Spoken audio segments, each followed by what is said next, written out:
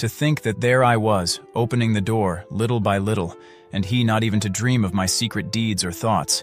I fairly chuckled at the idea, and perhaps he heard me, for he moved on the bed suddenly, as if startled.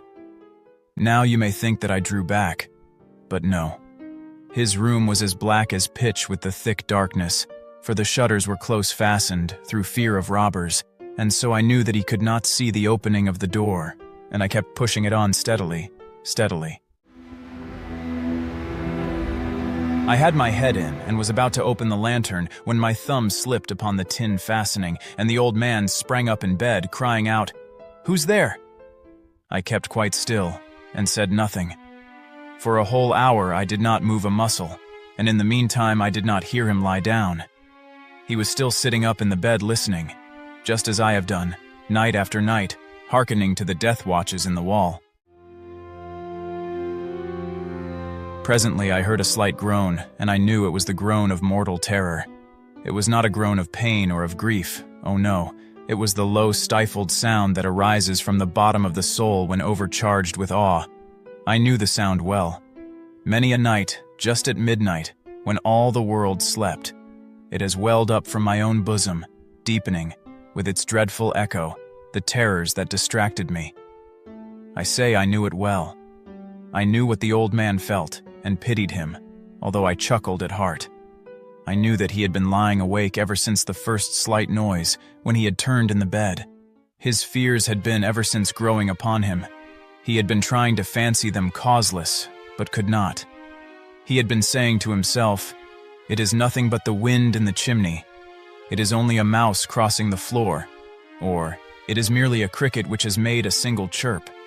Yes, he had been trying to comfort himself with these suppositions, but he had found all in vain, because death, in approaching him, had stalked with his black shadow before him and enveloped the victim.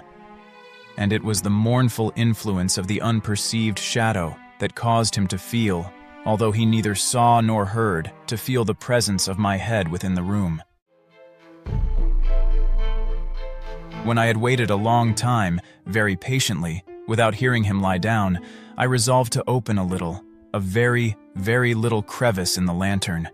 So I opened it. You cannot imagine how stealthily, until at length, a simple dim ray, like the thread of the spider, shot from out the crevice and fell full upon the vulture eye. It was open, wide open, and I grew furious as I gazed upon it.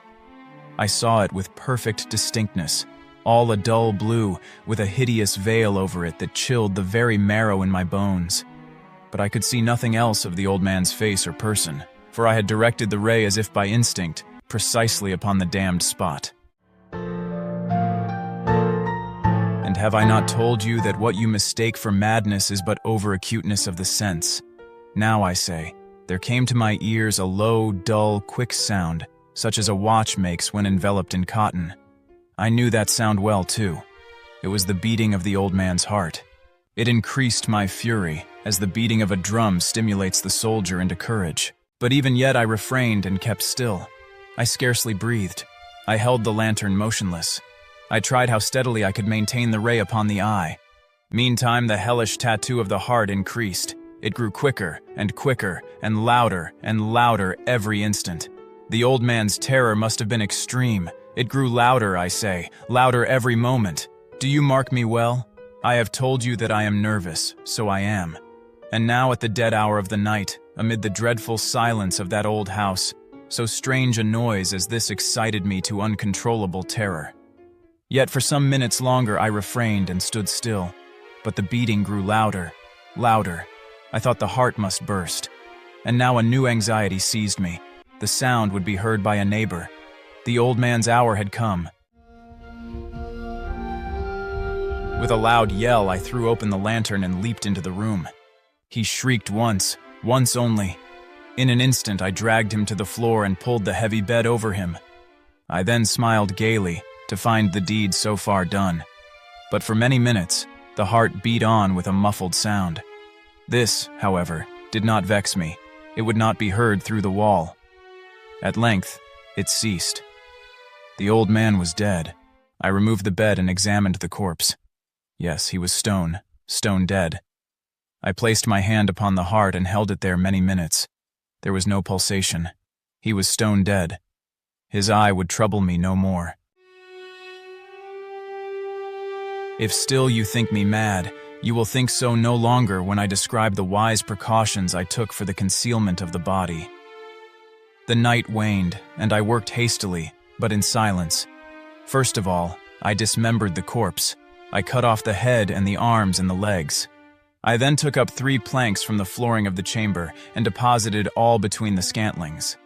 I then replaced the boards so cleverly, so cunningly, that no human eye, not even his, could have detected anything wrong.